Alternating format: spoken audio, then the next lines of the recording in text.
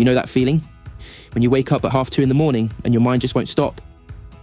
Maybe you're worrying about your health, your family, the bills. Or perhaps you can't even put your finger on what it is. You just feel tense, heavy, like something sitting on your chest that won't budge. Stress in later life is real. It's common. And it can quietly chip away at your health in ways most people don't realise. But here's the good news. It doesn't have to stay that way.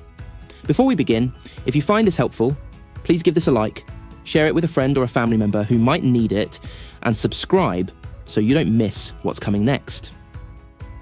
Why stress hits harder after 60. First, a little context, because I think it helps to understand why stress feels different as we get older. When you were younger, your body could bounce back fairly quickly from a stressful spell. But after 60, our nervous system becomes a bit more sensitive. Our cortisol, that's our stress hormone, takes longer to settle back down. And we often have more things genuinely worth worrying about. Health conditions, bereavement, loneliness, changes in independence. So if you feel like stress hits you harder than it used to, that's not weakness, that's biology. And that means we need to be a bit smarter and kinder to ourselves about managing it. Now, I'm going to share 7 techniques that take just a few minutes each. These aren't complicated. You don't need any equipment, any special training, or to be particularly fit. You just need a few quiet minutes and the willingness to try. 1. The 4-7-8 breath. Let's start with something you can do right now, sitting in your chair. It's called the 4-7-8 breathing technique, and it works by activating your parasympathetic nervous system. That's the part of your body responsible for rest and calm. Here's what you do. Breathe in through your nose for 4 counts. Hold your breath for 7 counts. And then breathe out slowly through your mouth for 8 counts. That's 1 cycle. Do it 4 times. It sounds almost too simple, doesn't it? But I've seen patients tell me this has got them through panic attacks, sleepless nights, and moments of real anxiety. The long exhale is the key. It literally slows your heart rate down. Give it a go next time you feel that familiar tension creeping in. 2. The 5 senses grounding exercise. When your mind is racing, it's usually because it's stuck somewhere in the future, worrying about what might happen, or in the past, replaying things that already have. This exercise gently pulls you back to the present moment. Look around the room and name 5 things you can see. Then 4 things you can touch, and actually touch them, feel the texture. 3 things you can hear, 2 things you can smell, and 1 thing you can taste. That's it. It takes about 2 minutes, and it works because your brain genuinely cannot focus on anxiety and present moment sensation at the same time. A bit of a cheat code, really. 3. A 10-minute walk. But done mindfully now. I know you've heard go for a walk 1,000 times, but I want to suggest doing it slightly differently. Rather than walking whilst running through your to-do list in your head, I want you to walk slowly and pay attention to what's around you. The sound of your footsteps, the feel of the air, the colour of the sky. Research consistently shows that even 10 minutes of gentle, mindful walking can reduce cortisol levels significantly. And for those of us living in Britain, yes, even on a grey, drizzly Tuesday in February, it still works. Fresh air is fresh air.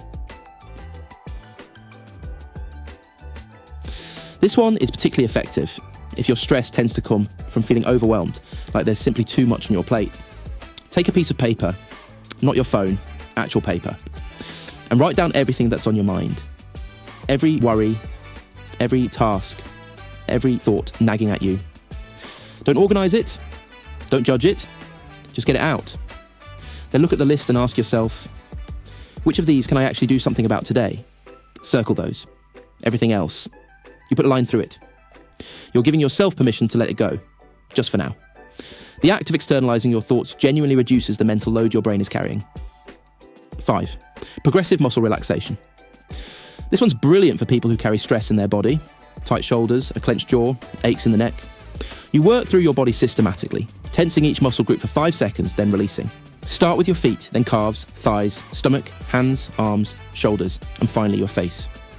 When you release the tension, you get a wave of physical relaxation that your nervous system interprets as safety. It's almost like tricking your body into calming down. And it works. A treat before bed. 6. Talk to someone.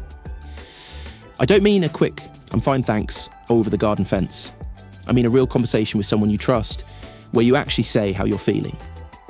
This is something many of my patients, particularly men of a certain generation, find genuinely difficult. There's a sense that you should just get on with it, that talking about your feelings is a bit self-indulgent. But I want to push back on that quite firmly. Loneliness and social isolation are among the biggest contributors to chronic stress and depression in over 60s in the UK. Talking releases oxytocin, which counters stress hormones. It's not indulgent, it's medicine. If you don't feel you have someone to talk to, please do look into services like Age UK's telephone befriending service, or your local GP can refer you to talking therapies on the NHS. A warm drink and a deliberate pause. And finally, something wonderfully reassuringly British. Make yourself a cup of tea. But here's the difference. I want you to make it mindfully. Watch the kettle boil. Notice the colour of the tea as it brews. Wrap both hands around the mug and feel the warmth. Sit down. No telly, no phone. Just 5 minutes of doing nothing except drinking your tea and being quiet. In our culture, we've somehow started to see rest as laziness. It isn't. Rest is physiologically necessary for stress recovery. Your body needs these pauses. You've earned them. A final word, stress is not a character flaw. It's not a sign that you're weak or that you can't cope. It is your nervous system responding to a world that asks a great deal of all of us. And it responds particularly strongly when we've had years of accumulated pressures and losses. You deserve to feel calm. You deserve to feel well. These 7 techniques won't solve every problem in your life. I won't pretend they will. But they are evidence-based, they are free, and they are available to you right now. Start with just one. Try it today. Notice how your body feels before and after. Small changes, done consistently, can make a remarkable difference over time. Take care of yourselves, and I'll see you in the next one.